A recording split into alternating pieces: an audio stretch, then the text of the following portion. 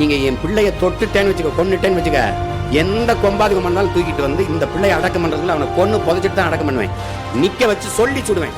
அவங்க பெற்றோர்கள் சொல்லுவேன், இப்படி ஒரு பிள்ளைய பெற்றதுக்கு நீ அழாத, நீ அவமானப்படாத.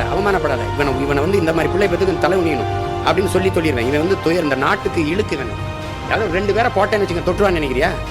பொம்பளை பிள்ளைய தலை உணிஞ்சு போகணும்னு நினைக்கிறியா? வரவெல்லாம் தலை உணிஞ்சு போவான். ஐயா யாரையும் கேள்வி பண்ணிடாதையா, தொலைச்சு போடுவான். அவன் அந்த பயம் இருக்கணும்ல. என் தலைவன் எனக்கு கற்பிச்சது மரணம் ஒன்றுக்கு தான் அந்த மானுட சமூகம் பயப்படும். அரபு நாடுகளிலேயே இந்த பாலியல் குற்றங்கள் குறைவா இருக்கு. ஏன்னா கட்டும் சட்டம், பொது வழியில தூக்கலப்பட்டுவான்.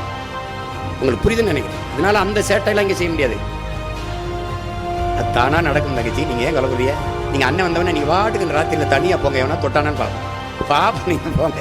என் தலைவன் அப்படி ஒரு நாட்டை கட்டி வச்சான் தங்கச்சி. தனியாக உந்தூர்லியில ஒரு பெண் நள்ளிரவுல பயணம் பண்ணுவா, தனியா போவா, ஒரு பய தொட மாட்டான்.